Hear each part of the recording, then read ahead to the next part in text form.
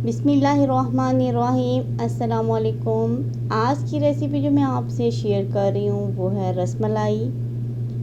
बहुत ही अच्छी बनी थी रसमलाई और इसकी गोलियाँ भी बिल्कुल नहीं टूटी थी और बहुत ही यमी बनी थी। तो मैंने सोचा क्यों ना ये वीडियो आपसे भी शेयर की जाए, क्योंकि कुछ लोगों से रसमलाई बिल्कुल सही नहीं बनती, गोलियाँ टूट जाती हैं या घुल जाती हैं, कभी कभार ऐसा हो जाता है। लेकिन ये रेसिपी मैंने 2 से 3 मरतबा ट्राई की है, बहुत अच्छी बनी है, तो मैं आपसे शेयर कर रही हूँ। इसके लिए मैंने दूध लिया है 1 लीटर। 1 लीटर दूध से हम बनाएंगे रसमलाई। और दूध को सबसे पहले हम बॉईल कर लेंगे। यहाँ हाई टू मीडियम फ्लेम पे थोड़ा सा मैंने दूध को बॉईल कर लिया है। जैसे इसके ऊपर भलाई आई है, इसको थोड़ा सा हम मिक्स कर लेंगे और इसमें हम इलायची पाउडर डालेंगे 1/4 टीस्पून और ड्राई मिल्क डालेंगे हम 2 टेबलस्पून टेस्ट के लिए। ये ऑप्शनल है, अगर आप चाहें तो डाल दें, अगर चाहें तो ना डालें। और दूध को लो फ्लेम पे हम पकने के लिए रख देंगे। और इसकी गोलियां बनाने के लिए हमें चाहिए एक एग, रूम टेम्परेचर का एग चाहिए। उसमें सबसे पहले हम वनीला एसेंस ऐड करेंगे 1/4 टीस्पून और ऑयल ऐड करेंगे हम इसमें 2 टेबलस्पून।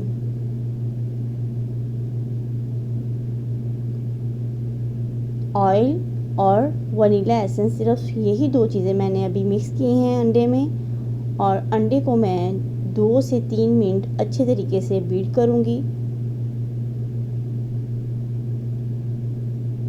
जैसे कि आप देख रहे हैं कि इसमें किसी भी किस्म का कोई भी लिम्स नहीं है और थोड़ी थोड़ी सी झाग भी आ गई है इसके ऊपर, कि इतना हम अंडे को फेंटेंगे।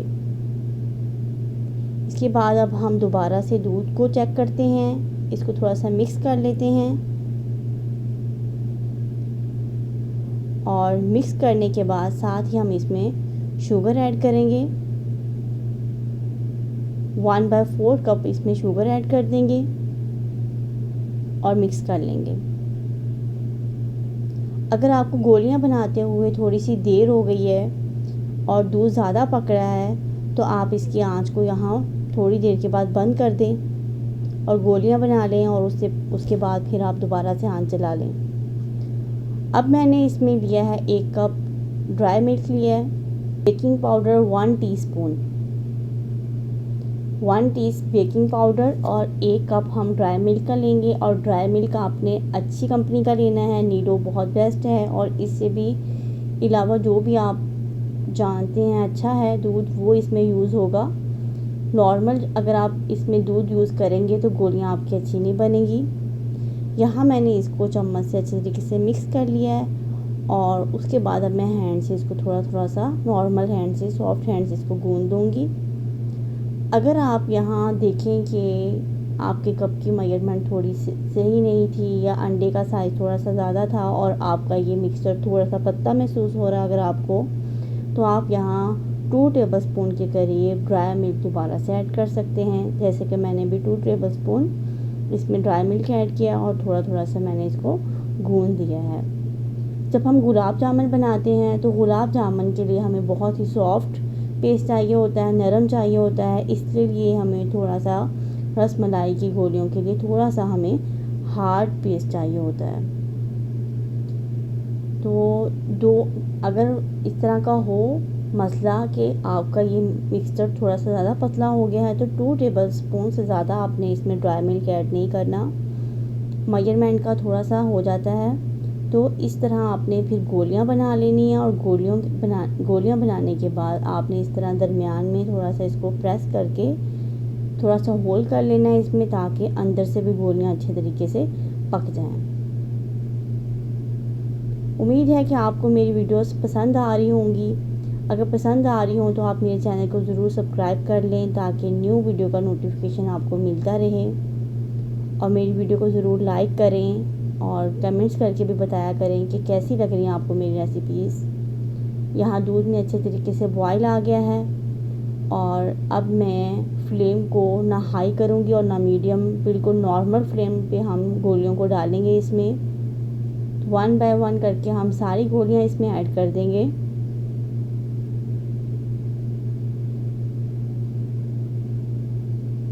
اور لو ٹو میڈیم فلیم پہ ہم اس کو 1 سے 2 منٹس تک پکائیں گے. اور اس کے بعد ہم اس کی سائڈ چینج کریں گے. جو نیچے والی سائڈ اس کی پک گئی ہے وہ اوپر کر دیں گے، اور جو سائڈ پکی نہیں ہے اوپر ہے جو سائڈ اس کو ہم نیچے کر دیں گے. اور رس ملائی بناتے ہوئے آپ یہ خیال رکھیں کہ جس برتن میں آپ بنا رہے ہیں وہ برتن تھوڑا سا کھلا ہو، تاکہ جب یہ گولیاں پھولیں تو ایک دوسرے کے ساتھ لگ کے ٹوٹے نہیں، گھلے نہیں آپس میں، اور ان کے لیے تھوڑی سی اسپیس ہو برتن میں جب یہ پھولیں تو اس طرح ساری ہم گولیوں کو پلٹ لیں گے اور تھوڑا سا ہم اس کو ہلا لیں گے. اور یہاں تھوڑا ہم فلیم کو میڈیم کریں گے اور اس کو کور کر دیں گے ہم 5 منٹ کے لیے. 5 منٹ سے بھی کم ہی کریں گے. 2 سے 3 منٹ کرنے کے بعد ہم اس کو دوبارہ سے چیک کر لیں گے کہیں گولیاں ٹوٹی تو نہیں ہیں. یہاں گولیاں ٹوٹی نہیں ہیں، تھوڑا سا ہم دوبارہ سے اس کو ہلا لیں گے. اور ہلانے کے بعد ہم اس کو بالکل لو فلیم پہ، دم والی فلیم پہ ہم اس کو پکنے کے لیے رکھ دیں گے اور کور کر دیں گے. میکسیمم یہ 25 سے 30 منٹس میں ریڈی ہوئی تھی. میں نے 15 سے 20 منٹ کے بعد دوبارہ جب چیک کیا اور ایک گولی میں نے دیکھی ہے تو وہ اندر سے کچی تھی، تو میں نے اس کو دوبارہ پکنے کے لیے رکھ دیا. پکتے پکتے دودھ بھی کافی کم ہو گیا تھا، تو بعد میں 25 منٹس کے بعد جب یہ ریڈی ہو گئی ہیں تو ان گولیوں کو میں نے اب اس پلیٹ میں، اس ڈش میں نکال لیا ہے. اس کو نکالتے جائیں گے اور اس کی سائڈ کو چینج کرتے جائیں گے. پورے برتن میں ایسے گولیوں کو پھیلا لیں گے اور دودھ ڈال دیں گے. دودھ مجھے یہاں بہت کم لگ رہا تھا تو اگین میں نے تھوڑا سا اور دودھ لیا ہے، اور اسی برتن میں اس کو میں نے ہائی فلیم پہ اچھے طریقے سے بوائل کیا ہے، پکایا ہے. اور پکانے کے بعد دوبارہ میں نے اس کو گرم گرم دودھ کو آہستہ سے میں نے اس کے اوپر ڈال دیا ہے. اور اس کے بعد تھوڑا تھوڑا سا اس کو نارمل ہینڈ سے مکس کیا ہے گولیوں کو. اور اس کے بعد اس کے اوپر پستہ بادام ڈال دیں گے اور اچھے طریقے سے اس کو ٹھنڈا ہونے کے لیے رکھ دیں گے. اگر دودھ کو آپ نے زیادہ پکایا نہیں ہے تو اتنا ہی دودھ، 1 لیٹر دودھ کافی ہوتا ہے اس کے لیے، لیکن میں نے بہت زیادہ پکا لیا تھا اس لیے کافی حد تک دودھ کم ہو گیا تھا، اس لیے میں نے دوبارہ ڈالا ہے. تو یہی تھی آج کی میری ریسیپی. امید ہے آپ کو یہ ریسیپی پسند آئی ہوگی. اور آپ دیکھ بھی سکتے ہیں ویڈیو میں بالکل پکی ہوئی ہیں گولیاں رس ملائی کی، اور دودھ بھی اس میں بالکل ٹھیک لگ رہا تھا اور ٹیسٹی تھا. امید ہے آپ کو میری ویڈیو پسند آئی ہوگی. اگر پسند آئی ہو تو لائک کریں، شیئر کریں میری ویڈیوز کو، سبسکرائب ضرور کریں میرے چینل کو. ملیں گے ایک اور ویڈیو میں. اللہ حافظ.